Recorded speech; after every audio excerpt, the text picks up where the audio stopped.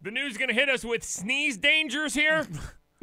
The dangers of the sneeze. I think the premise of this is if you have to sneeze, should you just let it fly or should you hold it in? Because I think some people think that if you just sneeze, if you're sick, if you have cold, if you have a flu, and you're sneezing, you're spreading more germs everywhere, so you should hold your sneezes in. Well, especially if you're around people and, something going on. Is that a good thing? It's the unmistakable tingle you get in your sinuses, and you know you are about to sneeze. Do you try and hold it in? Do you let it go? I guess it's true. Sneezing the wrong way can send you to the ER. Sneezing the wrong way can send you to the ER.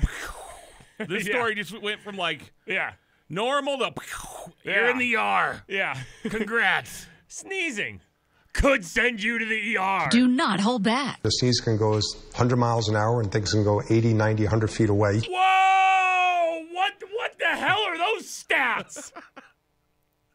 100-mile-an-hour sneeze that can blow crap 80 to 90 feet? If you sneeze and snot goes 80 to 90 feet, that's unbelievable.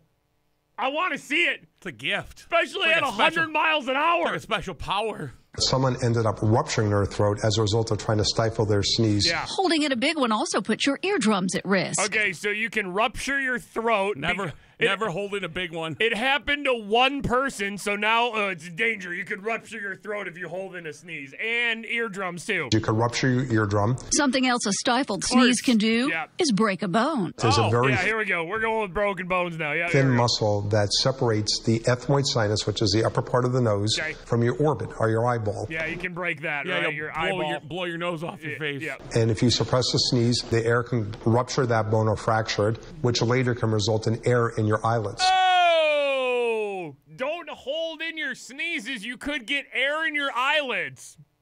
These all seem What in the hell? These all seem a bit very, very rare to actually have this happen. This is a real news story. Yeah. His advice? I would recommend you don't suppress it. Let it go. You gotta let it fly, right? Let it fly. Preferably use a tissue or a handkerchief. And believe it or not, Dr. Cohen says that some of his patients have asked if it is true that you can actually blow out your eyeballs if you keep your nose and your mouth closed. He said, no, it is not true. I love how they go through these rare injuries you can get from holding in a sneeze. Rupture. And then the end just hits with, by the way, we asked the doctor. He said a lot of patients ask if they can blow an eyeball out with a sneeze. Jan in accounting, your damn eyes popped out of her head. Tried holding in a sneeze. I heard, listen, I have a cousin, and their uncle said that one time he held in a sneeze, and his eyeball popped right out. Oh, yeah? Well, actually, my uncle's cousin, right? He tried to hold in a sneeze before, too. And his eyeball came out his ass. Went the other way. He held in a sneeze and it went down. He passed the eyeball. Went down in his throat and he swallowed his eye. And pop. Yep. Don't hold in a sneeze if you don't want any of that to happen to you. Let it fly.